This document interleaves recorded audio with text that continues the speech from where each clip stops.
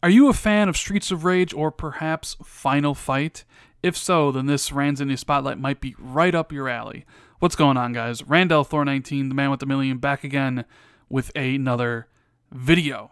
Now, if you're new to the Ranzini Spotlight video series, this is where I take a quick look at a recently released indie game, tell you what I like and what I didn't like about it, and if I would recommend it at its current price point. And today we are taking a look at Raging Justice, which came out today, May 8th, for $15 on the Xbox One, the PS4, the Nintendo Switch, and the PC. It's developed by Making Games and published by Team 17, and I want to thank them for sending over a review code for the purpose of this video.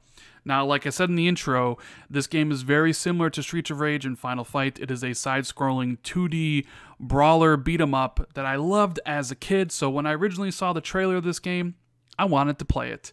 Unfortunately, it has some issues, but I did end up liking the game enough to actually beat it twice. So let's get into it, right? When you start out the game, you can choose between 3 different characters. You have Ricky Justice, Nikki Rage, and Ashley King. Each one kind of performs a little bit differently.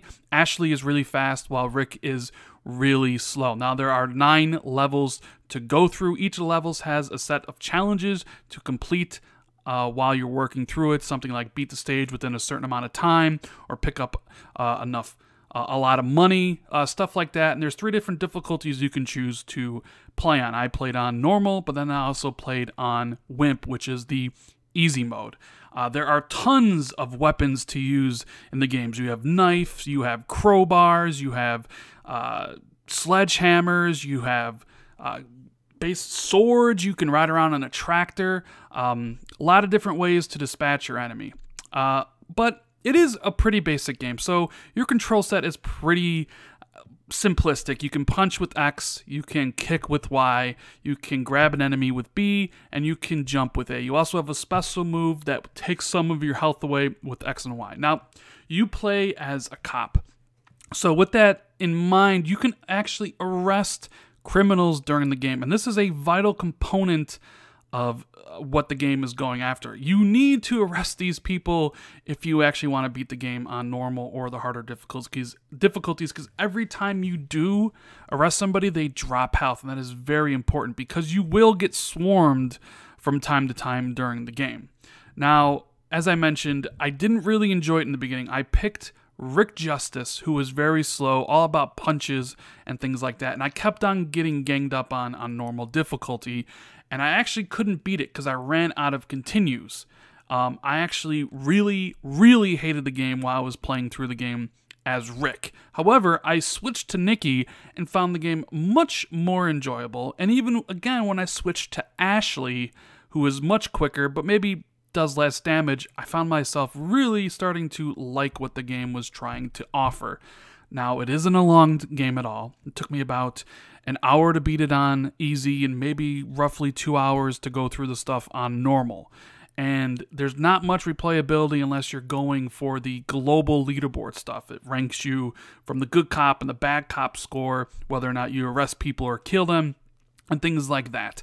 It does have co-op, and I think that's probably the best way to play this game. Get it with a friend, beat up the bad guys in each stage. Unfortunately, it is local co-op only, man, and I do wish more games like this came out, and I wish I could play it with buddies online, but unfortunately, it's just local. I do enjoy the art style. I thought it was kind of cool, but the music is actually not very good. There's no dialogue. It's all just told through text, the story that is. Each level ends with the boss fight, and then that boss will actually be a regular enemy as you go. And the enemy variation isn't, it's not the greatest. You have fat guys that charge you. You have muscle guys that basically just sit there and pound you. You have a guy in a long trench coat that'll throw grenades. You have the hookers with their tasers, and some of these other shirtless dudes will come out with their weapons. And it's rinse repeat for 9 levels. It's not a long game, like I mentioned. You can beat it in about an hour and a half, but it can be a pretty difficult one. I recommend not playing as Rick, as I found Nikki and Ashley to be the better characters to play as. And honestly, after I beat the game, I have no intentions of going back to it.